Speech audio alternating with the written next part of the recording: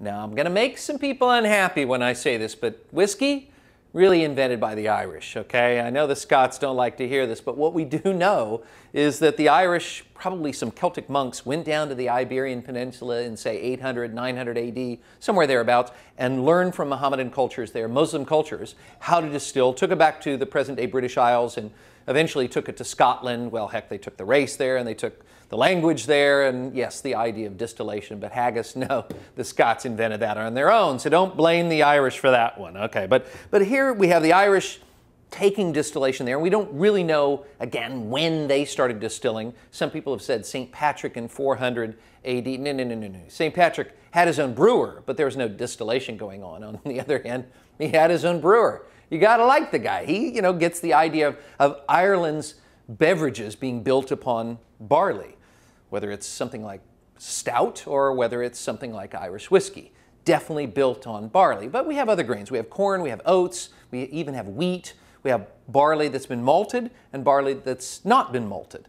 Now, I know the books will say Irish whiskey is always triple distilled, pot stills from unmalted barley, but it's not so. A few brands are like that. It can be made from corn, from wheat, can be in continuous stills 2 times, 3 times, pot stills 3 times. It's all over the place. Irish whiskey, however, was once upon a time the whiskey. It was absolutely the whiskey. In 1900, if you walk into a London bar and you ask for a glass of whiskey, they don't hand you Scotch, which they would do today. They hand you Irish. Why? Scotch, at this point in time, in 1900, the courts in London have yet to rule that you can make a blended Scotch whiskey and have it be called Scotch. Now, blended, right? Neutral grain spirit, soft and mild, blended with single malts, and you end up with a softer, milder version of Scotch whiskey than you would if you had a single malt. Irish whiskey in 1900, these are all, at this point in time, or virtually all of them, are single malts. So why are they softer and milder? Because the smallest still in Ireland is still bigger than the biggest still in Scotland. Why is that important? Well, think of it this way. When you vaporize your beer, in distillation, you're vaporizing the alcohol in this beer, and the vapor comes up and goes down the line arm. In a small still, it can pretty much do that pretty quickly, but you get a really big still, and we're talking, these things are huge. And the vapor kind of bounces around, it kind of knocks around. It can't really get all the way up to the top without hitting the sides a bunch of times and then recondensing and getting revaporized. It's like a continuous still, if you will, inside this big still that is typical of Ireland. And so what comes out the top has fewer congeners, fewer flavors, fewer aromas. And so in 1900, Irish whiskey was a softer, milder drink. Why were these stills so big? Well, let's go back in time a little bit. Let's go back into the 18th century when there were thousands and thousands of stills in Ireland. In the early 1700s, the Irish had started using unmalted barley. Why? Because the British, desperately trying to tax them on all the whiskey they were making, decided to start taxing malted barley or barley malt, thinking, well, we can track that real easily. And the Irish were like, nope.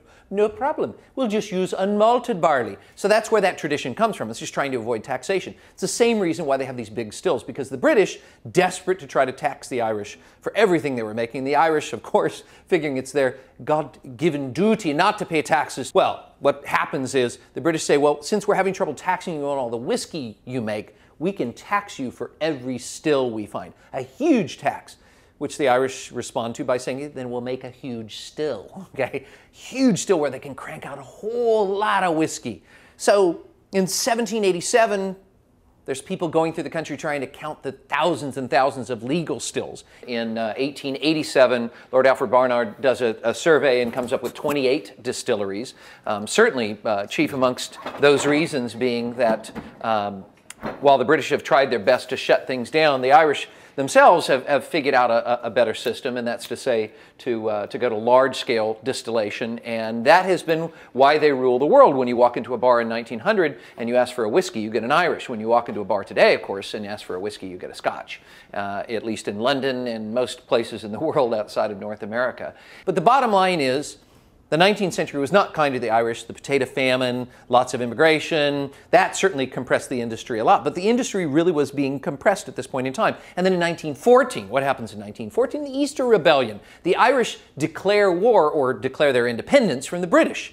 This is during World War I. There are thousands of British soldiers dying on the hills of Verdun and the battlefields in France. Now, the British, of course, see the Irish as just traitors. And Irish whiskey loses its market in London, its market in England. It's its dominant market. It's the most important market for the Irish whiskey producers. They lose that for really a good long time. But the Irish says, it's not a problem. We know what to do. We're just going to sell Irish whiskey to our brethren here in America, you know, because many of our brothers have moved to America. Do prohibition, anybody? Yeah, so they don't have a market in America. They really don't have much of a market through most of the 20th century. And Irish whiskey producers, we were down to 2 distilleries about 20 years ago. We now have 4. One just opened only a few months ago. And so things are definitely looking up for Irish whiskey. In frankness, Irish whiskey has never had, or at least in our lifetimes, it's never had as good a look at the marketplace as it has today. Indeed, the last 2 years, Irish whiskey is the fastest growing spirit category in the U.S. marketplace. Things are going nuts. You have great traditional brands like Jameson that we have seen for a long time, and I would certainly argue that they taste as sweet as they ever have. And then brands that most of us never even saw, had only read about, that are showing up in the U.S. marketplace. In terms of sales for Irish whiskey, this is as good as it's ever been, and I bet things are only going to get better.